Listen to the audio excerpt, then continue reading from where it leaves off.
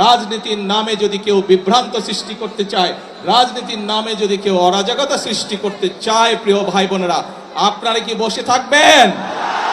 আমরা কেউ বসে থাকবো না। প্রিয় ভাই বোনেরা, দেশের মানুষ চায় স্থিতিশীলতা, দেশের মানুষ চায় দেশের শান্তি। কিছু মানুষ, একটি মহল বিভিন্ন বিতর্কের সৃষ্টি করছে।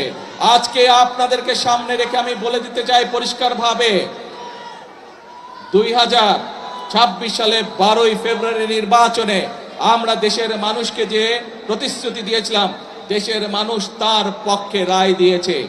কাজেই আমরা দেশের মানুষকে সাথে নিয়ে সেই সকল প্রতিশ্রুতি বাস্তবায়নের কাজে হাত দিয়েছে। কারণ এই সকল প্রতিশ্রুতি ইনশাআল্লাহ পর্যায়ক্রমিকভাবে যদি আমরা বাস্তবায়ন করতে পারি, দেশের মানুষের ভাগ্যের পরিবর্তন হবে। একটি মহল রাজনীতির নামে তারা বিভ্রান্তি ছড়ানোর চেষ্টা করছে। প্রিয় ভাই বোনেরা, আমি ছোটবেলায় থেকে দেখে এসেছি রাজনীতি মানে খাল খনন, কৃষির উৎপাদন বৃদ্ধি। প্রিয় ভাই বোনেরা, আমি ছোটবেলায় থেকে দেখে এসেছি রাজনীতি মানে নতুন নতুন মিল কারখানা তৈরি এবং কর্মসংস্থানের ব্যবস্থা করা। প্রিয় ভাই বোনেরা, আমি ছোটবেলায় থেকে দেখে এসেছি রাজনীতি মানে মানুষের স্বাস্থ্যের ব্যবস্থা করা। প্রিয় ভাই বোনেরা, রাজনীতি মানে আমি দেখে এসেছি মানুষের নিরাপত্তা নিশ্চিত করা। কাজে এটাই হচ্ছে আমাদের রাজনীতি। রাজনীতির নামে যদি কেউ বিভ্রান্ত সৃষ্টি করতে চায়, রাজনীতির নামে যদি কেউ অরাজকতা সৃষ্টি করতে চায়, প্রিয় ভাই বোনেরা, আপনারা কি বসে থাকবেন?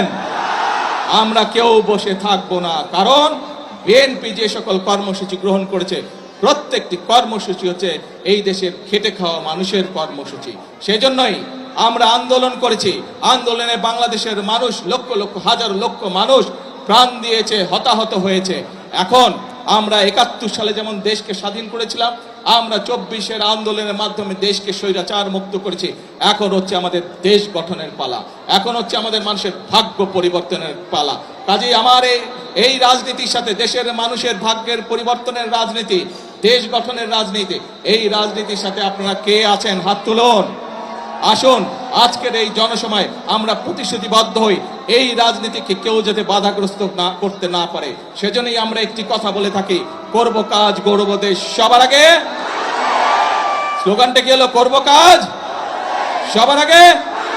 এটাই হোক আজকের এই জনসভার আমাদের প্রতিশ্রুতি, এটাই হোক আমাদের প্রতিজ্ঞা। আসুন, সামনের দিন দেশ গড়ার রাজনীতি, সামনের দিন মানুষের ভাগ্য বদলের রাজনীতি।